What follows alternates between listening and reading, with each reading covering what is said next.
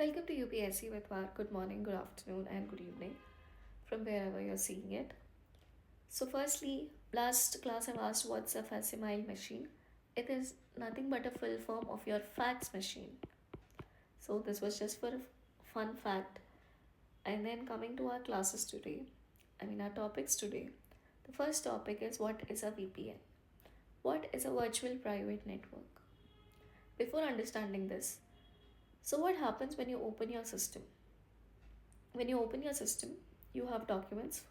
System in the sense laptop or your normal computer, like that. So you will have documents, you will have the start button, and you will have your details like in the taskbar, like the internet connection and stuff. So this is what your basic system looks like. So what happens when you connect to the internet and then go to your search engines, either Google or anything, and you type UPSC syllabus. So, firstly, it will hit your internet service provider and it will go to the Google server and it will retrieve the information and get back to you. So, meanwhile, what happens is the internet service provider, be it Airtel, Jio, whoever it is, that is internet service provider is nothing but a company who is providing you internet. Okay, so what they will do is they'll store your personal information in the sense they'll store what's your IP address, who are you, and what are you searching for. So all of these are being recorded on your name. But what if you are a scientist and you want to search something which is very sensitive issue and you don't want it to happen, so your organization basically doesn't want that to happen. That is when virtual private networks come into picture. So what happens here is when you open your computer same as it is, there will be some applications for VPN specifically. You'll double click them and then you'll give an IP address like something, whatever they are providing.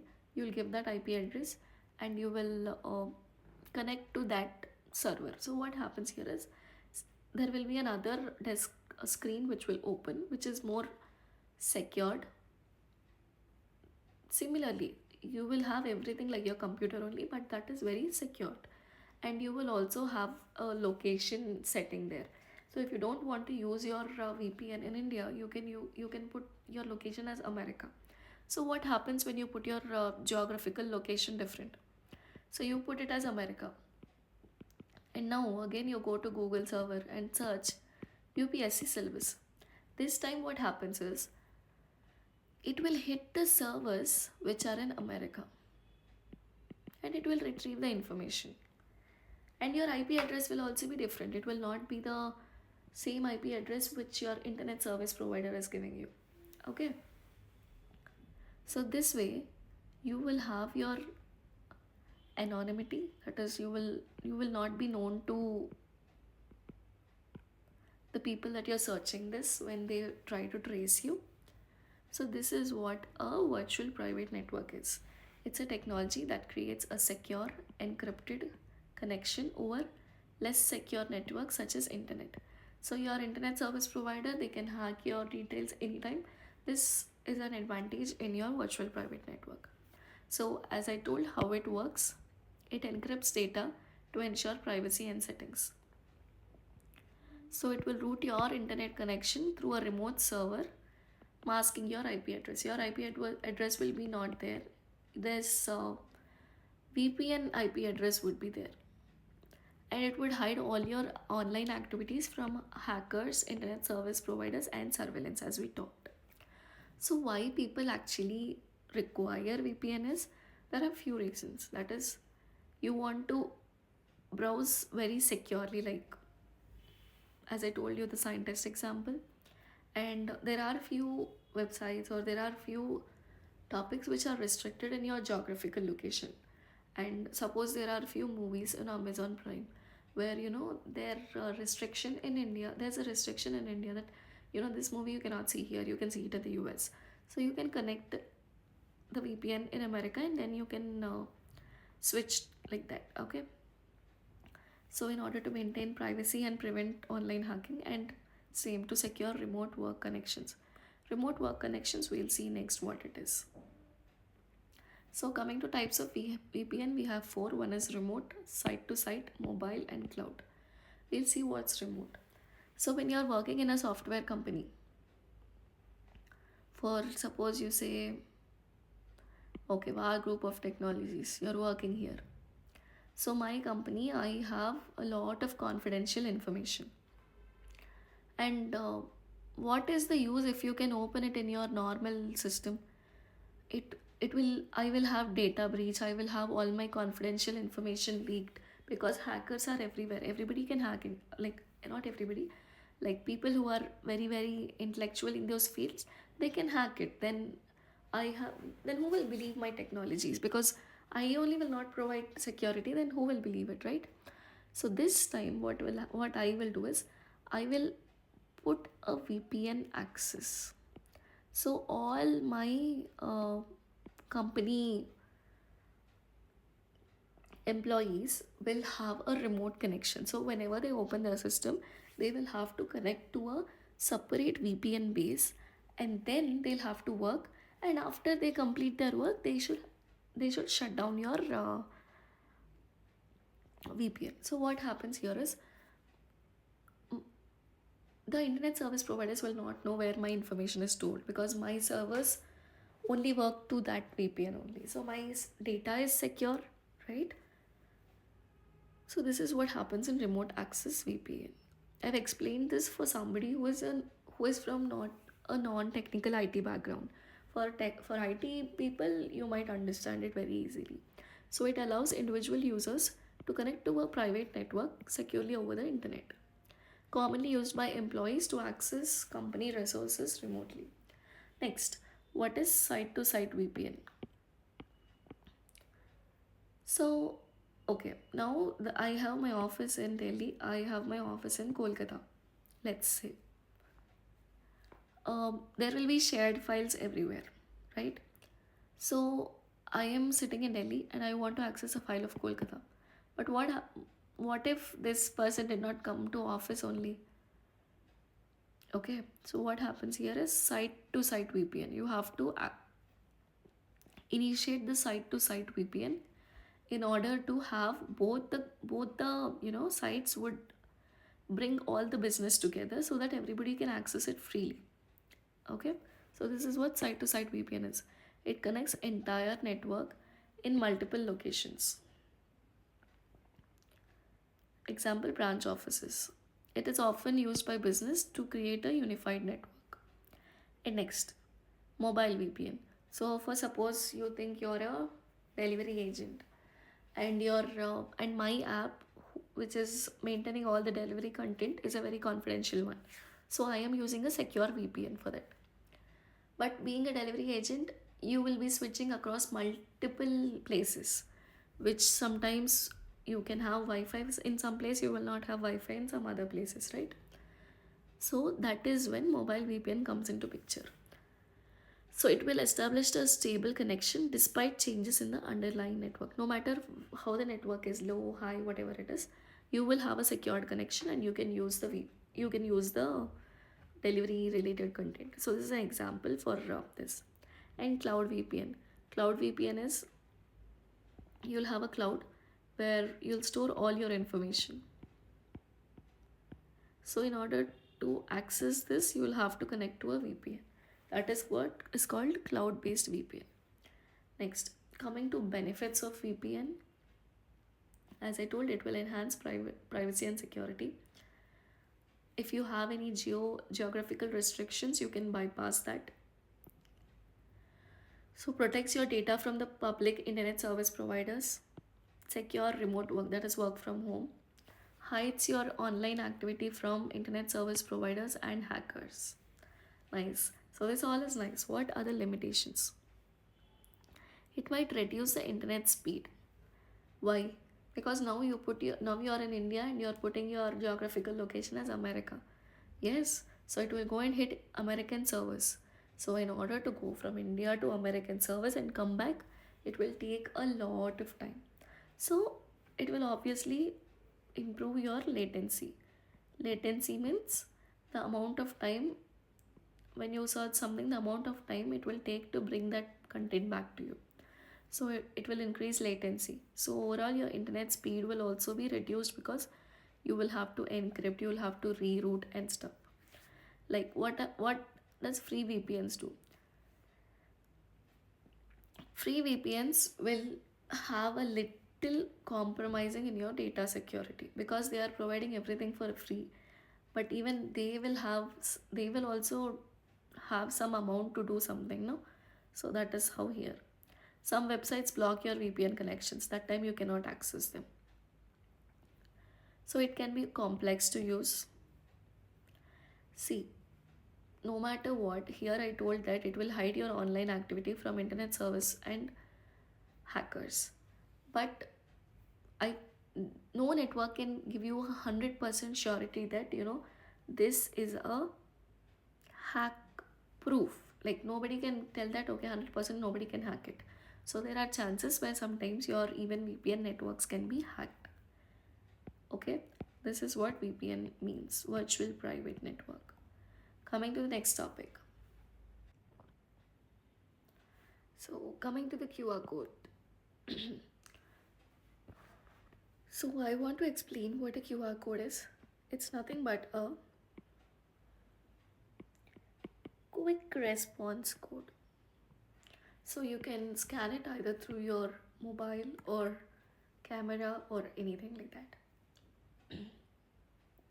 How the basic mechanism of QR code works is, so these three squares which are there or rectangles. So first of all, our systems would detect them three and they'll understand basically what the information could be, and then they'll start analyzing the grids and they'll give you the information. Okay, so in the middle basically there will be a logo of your company, whatever you're using.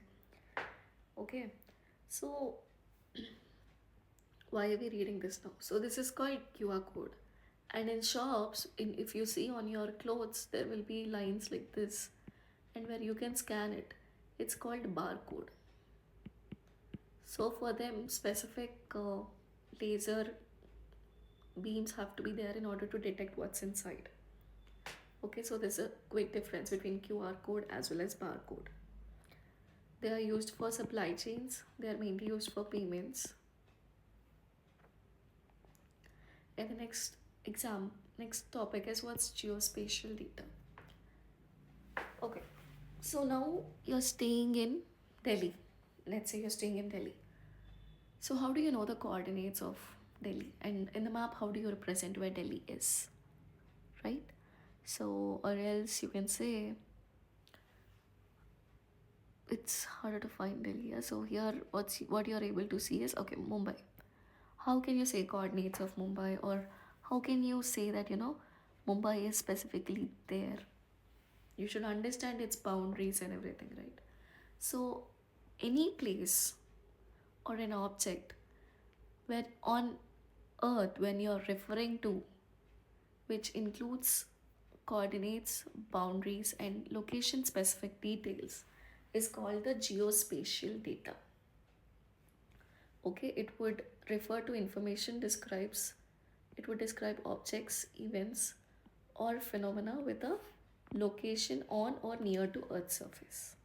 So coming to examples, so your location of school, hospital, or businesses, satellite images also, okay, and then traffic data, weather patterns, and climate maps.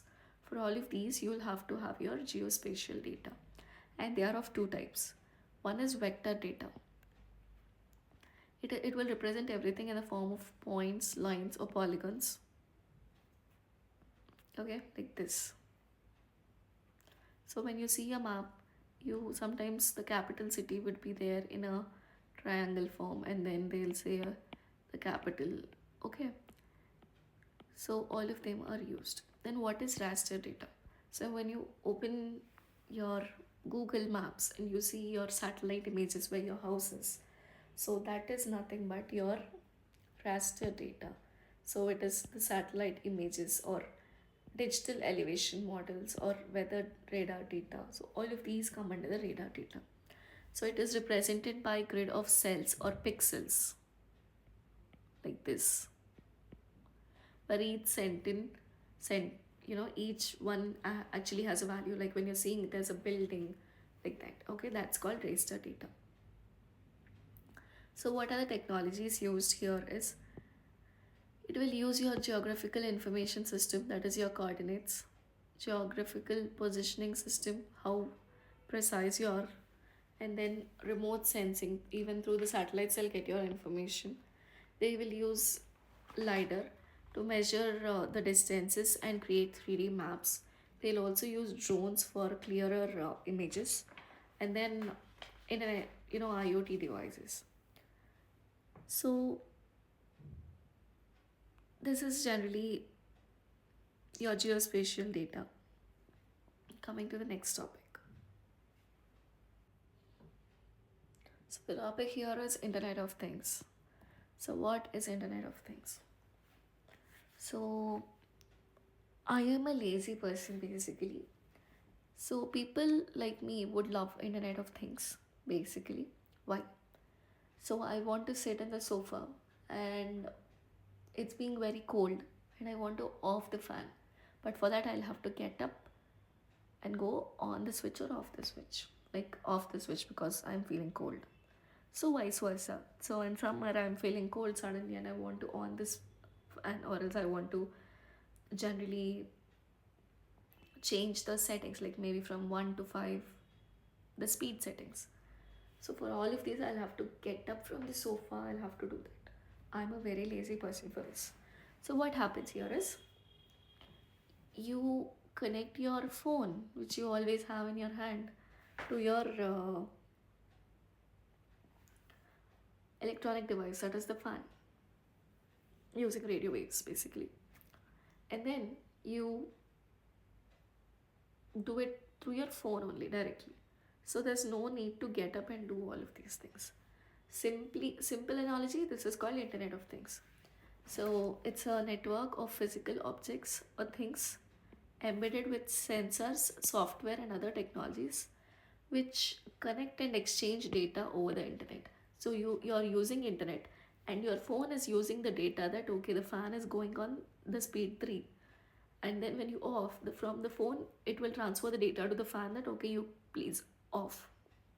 So this is the definition of Internet of Things. So as examples, smart homes like lights or increase your temperature, smart speakers, your wearable fitness trackers, and then your suppose something happens to your heartbeat, it immediately sends signal to your phone from which your emergency contacts would be contacted, like that. For industries, for cars and GPS, for agriculture sensors, for soil and weather monitoring. So this is what basically Internet of Things is.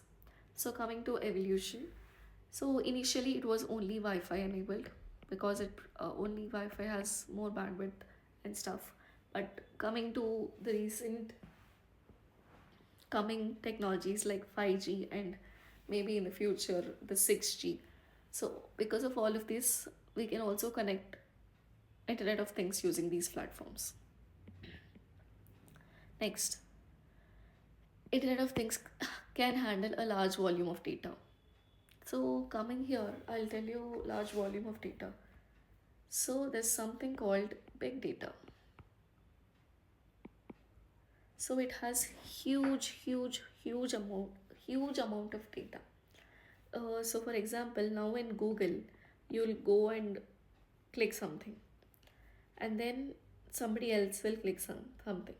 Like that, people on the world on a daily basis use Google a lot. I'm telling you, the search engine basically, not only search engines, any clickables, anything. So all of that will come under big data, all this information. Okay. So it has the ability to store all the information. So the basic 3 V's of big data are volume, that is amount of data being collected and produced continuously, and then velocity, the speed at which the data is being generated, and then variety. So for suppose variety. I'll tell you an example. Now, Google has information about helmet. Okay, so different people search about helmet differently. One people will search helmet is causing hair loss to me. Next, helmet without hair, without causing hair loss. What to do when hair loss is being caused for helmet? And then different types of helmet. I want that cartoon helmet, or else I want this superhero helmet, something like that. All of this is a variety of data on one single topic, helmet. So remember, these are the three V's: volume, the amount of information; velocity, how much speedily the information is being generated and continuously sent; and the variety of data. Okay.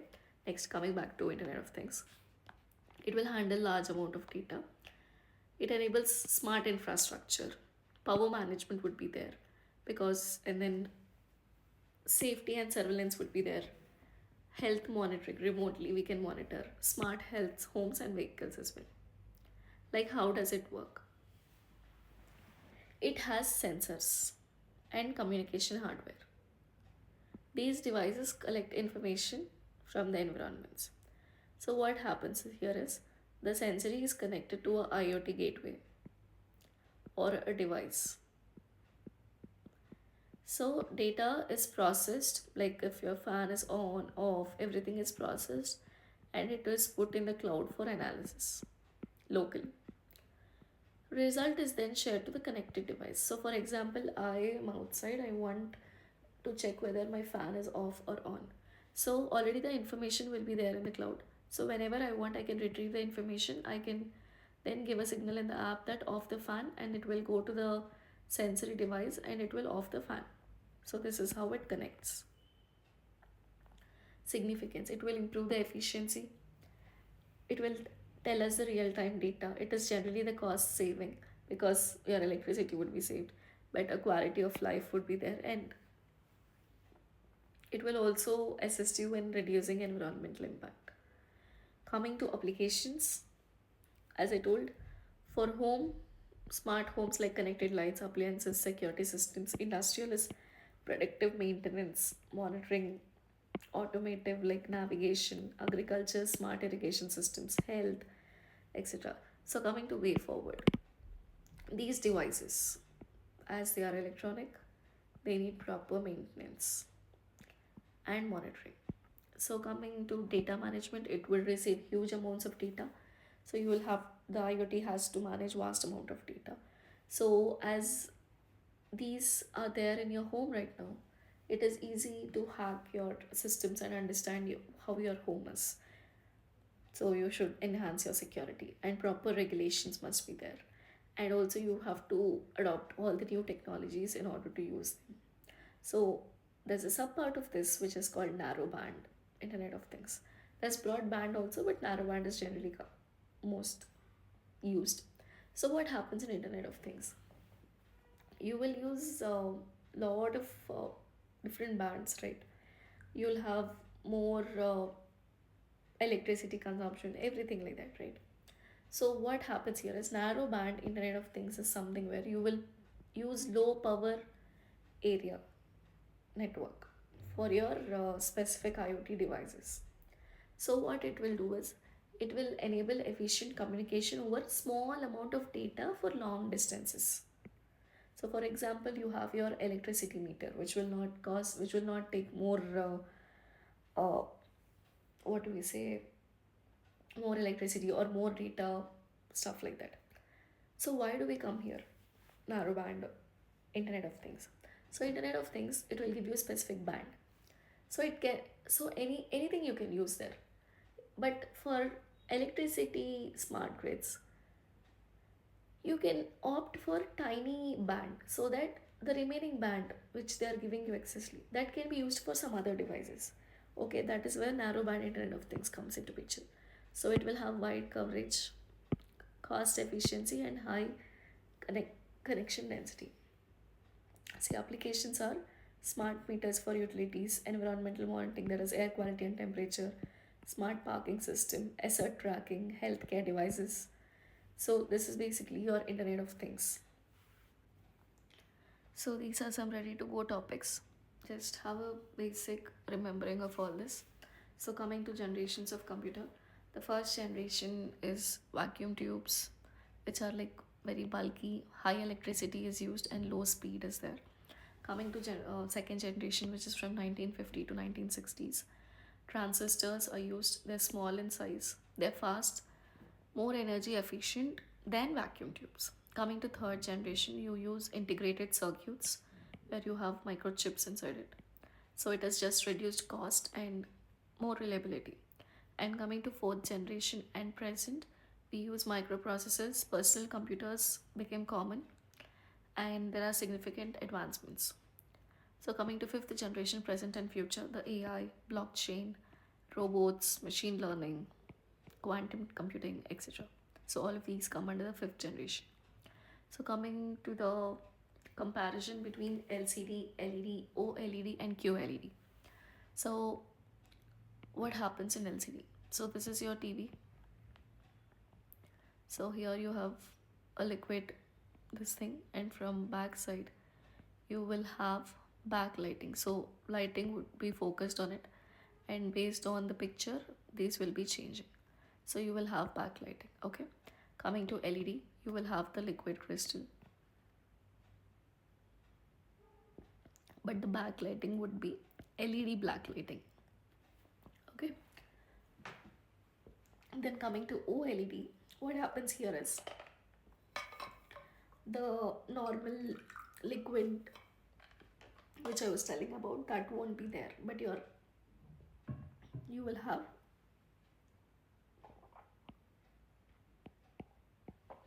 organic light emitting diode. And coming to QLED, you will have LED backlight, but here you have quantum dots,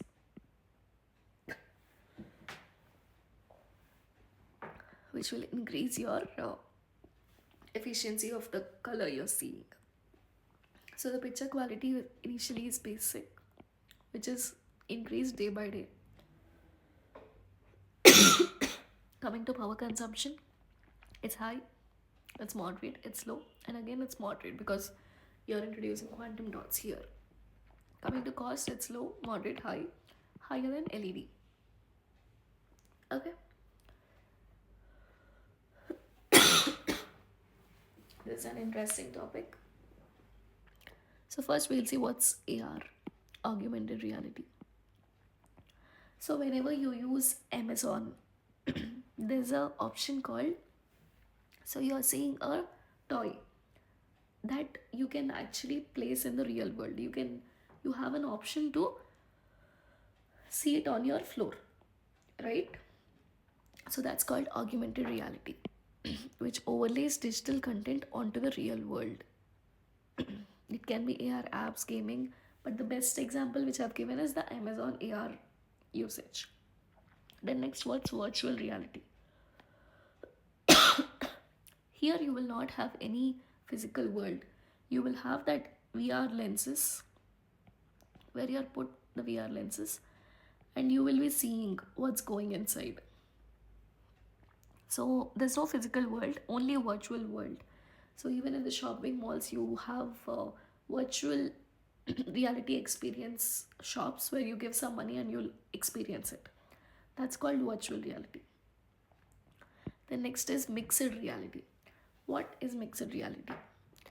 So what happens here is it will actually add AR and VR introduce. So initially I told, right, the Amazon, it will give you, suppose you have a table, it will place your table on the floor, right? So what happens here is you can just see the table, you cannot do anything to it. But when coming to mixed reality, so if this is your next room, you can pick it up with your hands, you can put it here, you can increase the size, you can increase the width, height, everything. That's called mixed reality. Okay, just understand the basic difference. Augmented reality, you will see the object on the floor, that's it. Mixed reality, you will be able to move the object with your hands in the phone itself, in the app itself, and then you can place it wherever you want.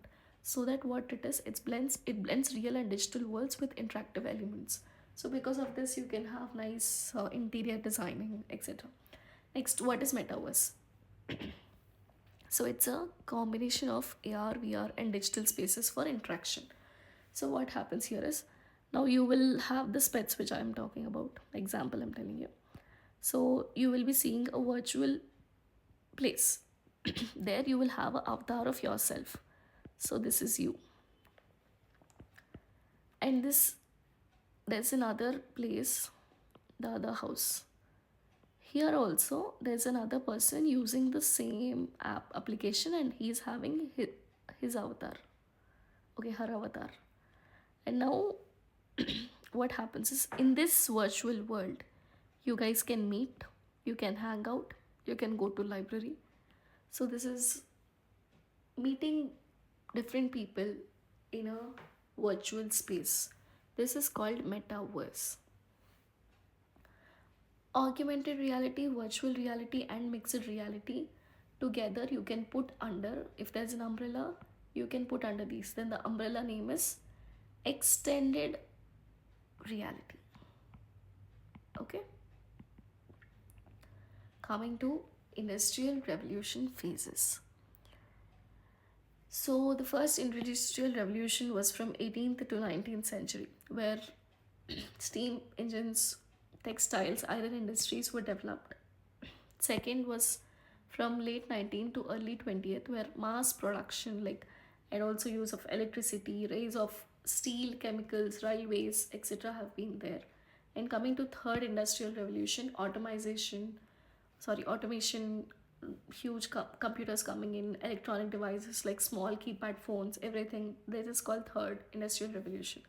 Fourth industrial revolution is the earliest, the third 21st revolution, where you're doing the IoT, robotics, big data, advanced automation, focus on smart technologies. This all is happening. So that's it for today. If you're till here, thank you. Please like, share, and subscribe to my channel. As well as by tomorrow, we have two topics basically left: robotics and 5G and 6G technologies. And tomorrow, I will be providing you the connecting dots. Please refer all of them. Day after tomorrow, you will be having a 100 question exam. I'll put the PDF in the channel UPSC with VAR. It will have the same logo as of this. So you can see, you can write the questions, and by evening I'll put you the answer key. And yeah, that's it. Thank you.